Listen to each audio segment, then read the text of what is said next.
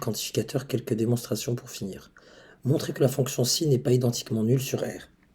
Effectivement, elle n'est pas la fonction nulle.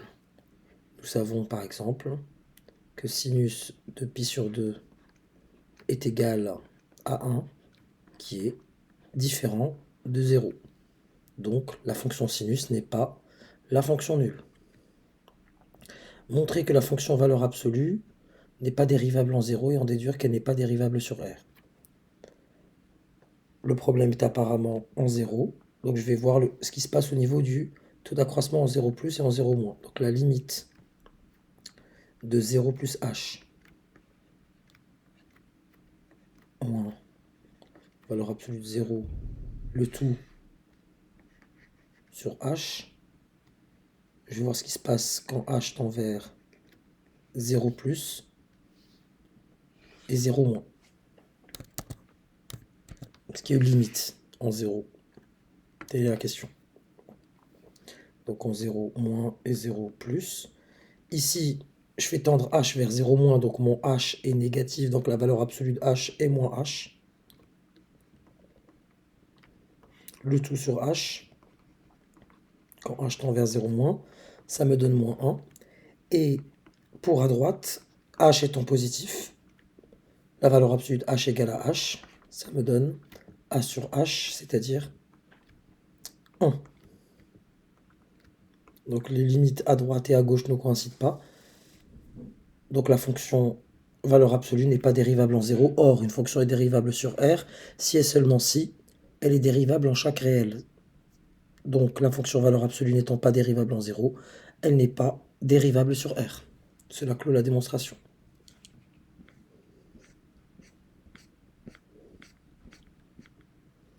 Montrer que la proposition il existe un x appartenant à R tel que cosinus de x et il existe un x appartenant à R tel que sin de x égale à 0 est vrai.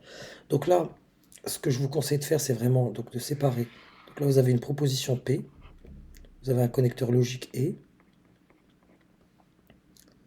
et derrière, vous avez une proposition Q. P est effectivement vrai. Il existe bien un réel qui annule le cosinus. On sait par exemple que cosinus de pi sur 2 est égal à 0. Donc P est vrai. Et il existe un x, pas forcément le même que précédemment. Et il existe un réel tel que le sinus s'annule, effectivement que c'est vrai. On sait par exemple que sinus de 0 est égal à 0. Donc P et Q, P est vrai, Q est vrai, P et Q est vrai. Voilà. Montrer que la 4, montrer que la proposition il existe un x, un certain x tel que cosinus de x et sinus de x valent 0 est fausse. Là, pour le coup, c'est le même x qui concerne le cosinus et le sinus. On va supposer que c'est vrai, pour montrer qu'il y a une absurdité et du coup montrer que l'affirmation est fausse. On va l'appeler x0, ce fameux x qui va annuler le cosinus et le sinus simultanément. Donc il existe x0 et il vérifie cos de x0 égale à sin de x0 vaut 0. Donc, on aurait cosinus de x0 au carré plus sinus de x0 au carré, 0 au carré plus 0 au carré égale à 0, qui est différent de 1. Et ça, c'est totalement absurde.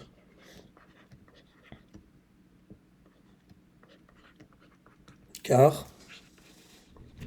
et je vous renvoie vers le théorème de Pythagore, car pour tout x appartenant à R, cosinus de x au carré plus sinus de x au carré est égal à 1.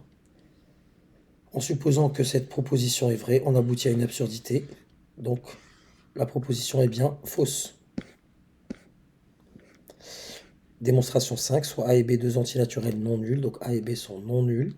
Montrer que s'il existe un cas appartenant à n tel que B est égal à K fois A, et s'il existe un cas appartenant à n tel que A est égal à K fois B, alors A égale à B.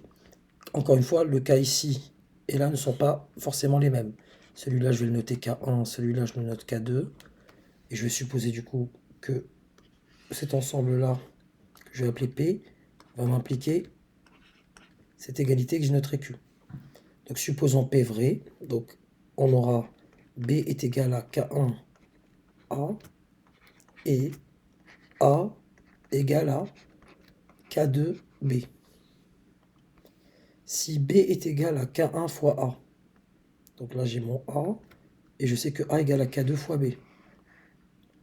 Donc B est égal à K1 facteur de K2B. B étant non nul, je peux diviser par B à droite et à gauche. Ça me donne donc 1 est égal à K1 fois K2. Là, on a le produit de deux nombres entiers, naturels en plus, qui vaut 1. Donc forcément,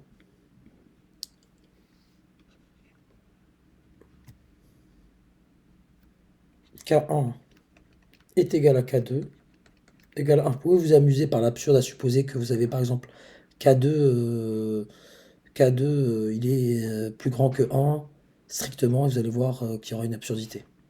Donc vous avez, mais vous pouvez raisonner plus simplement par une logique pure. Vous avez le produit de deux nombres entiers naturels. Ce produit vaut 1, forcément que les deux nombres valent 1. Donc si K1 est égal à K2 égale à 1, donc B est égal à 1 fois A, c'est-à-dire A, et A est égal à 1 fois B, c'est-à-dire B.